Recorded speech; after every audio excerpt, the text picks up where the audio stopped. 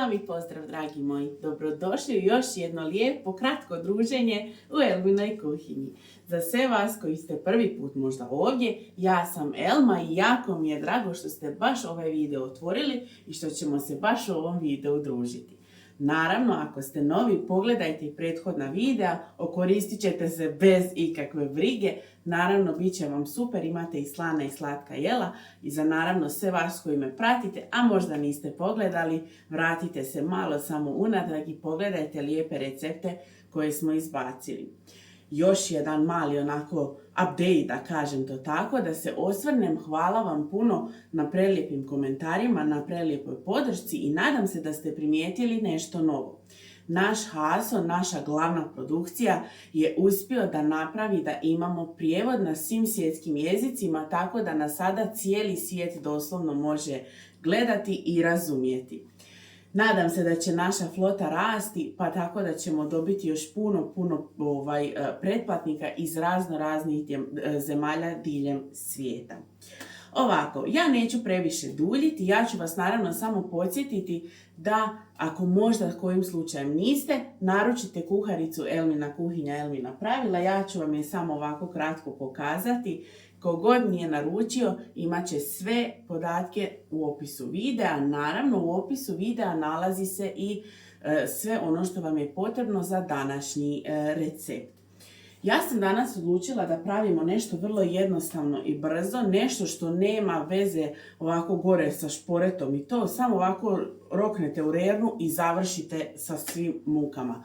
Izuzetno ukusno jelo, bogato i povrćem i mesom i svime onime što nam je potrebno da budemo fit, da nas drži, ali da nas ne umori i da nam ne iscrpi svu energiju, kako to inače hrana zna da uradi. Meni kažu hrana daje energiju, ja poslije jela gotova, ja bi samo spavala. Ovako, danas pravimo nešto izuzetno ukusno, nešto što se samo onako sve pomiješa, stavi se u posudu i zapeče se i imate predivno jelo. Danas pravimo nešto kao složenac ili tako nešto. Uglavnom idu tikvice, moje najomiljenije povrće. Znate da nisam neki ljubitelj povrća, ali tikvice su ok. Tikvice su i više nego ok. Bijelo pileće meso, to jest pileća prsa, malo jogurta, malo začina, malo finoga sira koji se rastapa i sve onako dobijemo jednu predivnu teksturu, predivan oblik na kraju, a o ukusu ne želim ni da raspravljam jer mislim podrazumijeva se da će okus biti idealan. Ovako, idemo mi odmah na pripremu našeg jela. Ja sam u posudu odmah pripremila mješavinu grčkog jogurta i vrhnja. Vi možete koristiti najobičniji jogurt, to vam apsolutno ne igra neku veliku ulogu. Staviti ću jaja, bismilahi. Malo ću pomiješati.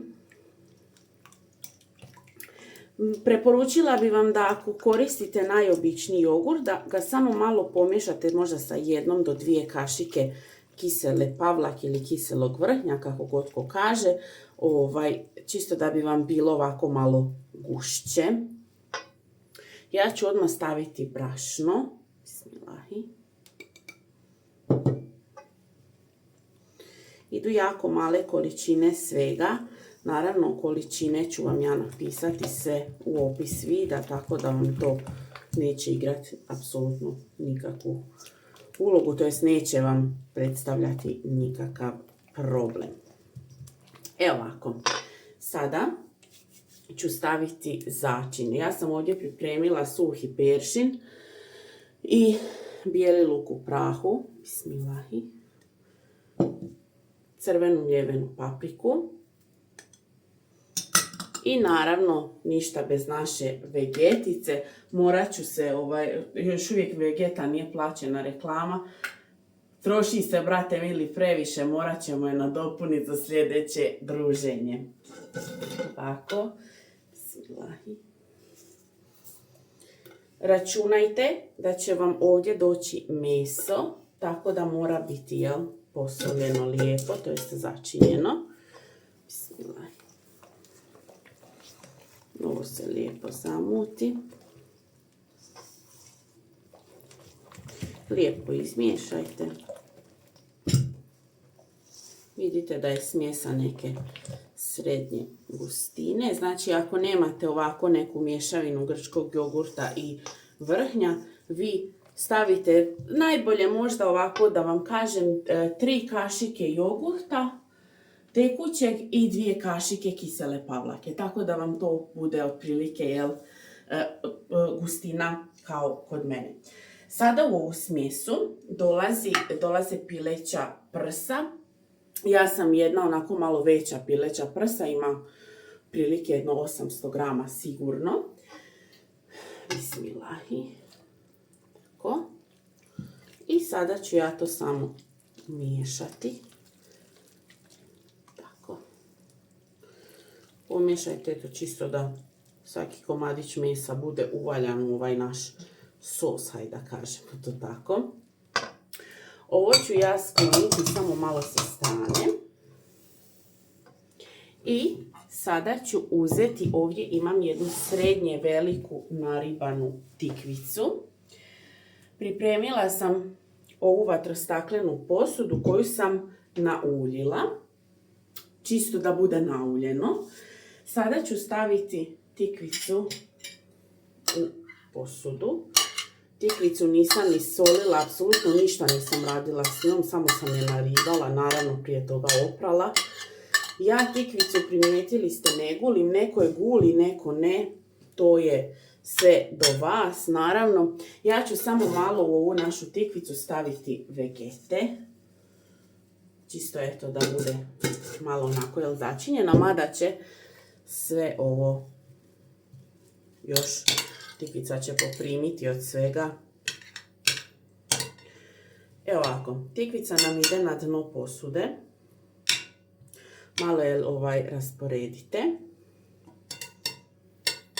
Opet ponavljam, nauljite malo posudu u kojoj pečete i malo i rubove nauljite. Čisto eto da vam se nešto ne lijepi. Tako. I sada pretpostavljate najjednostavnije, ovu smjesu prebacujemo u ovu posudu. Bismilahi. Sve lijepo prebacimo. Evo ga. I malo ćemo rasporediti. Tako. Preko tikvice. Tikvicu možete i na kolutiće narezati, meni je puno draže kada je naribana. Evo ga. To je to, dobri moji narode. Sada onako za kraj, za onaj završni tač, dodajemo malo sira po izboru. Ja ovdje imam gaudu koju sam izrezala na kockice, on je bio u listićima. Vi možete slobodno naribani, to ništa ne smeta, bismilahi. Malo ovako gore. Tako, čisto eto da da jednu posebnu kremastu, još kremastiju notu, mada je ovo jelo samo po sebi kremasto i sočno i stvarno je izuzetno dobro i brzo za ove ljetne tople dane kad nam se, vjerujem, nikome ništa specijalno i ništa komplicirano ne kuha. Ovo naše čudo lijepo, koje stvarno jako lijepo izgleda, u svakom slučaju ovako nepečeno, ide u rernu. Ja ću je sada otvoriti. Na 220 stupnjeva nekih pola sata. Idemo staviti jelo u pečnicu. To je to, dobri moji narode, još samo malo je ostalo, ostanite još vrlo kratko u videu kako biste vidjeli kako ovo lijepo jelo na kraju izgleda, kako ću ga ja to izvaditi, servirati, a možda i neću, možda ću ga jesti iz djele. Šalim se, naravno, vidit ćete ako ostanete još samo kratko. Ostanite tu. Za to vrijeme ostavite like, ostavite komentar, podijelite ovaj video, naravno pretplatite se ako to već niste uradili. Ljubim vas, volim vas sve, naručite knjigu, nemojte zaboraviti na našu divnu prvenac, našu kuharicu. To je to, dobri moji narode. Ostanite uz video jer mi se po običaju vraćamo odmah.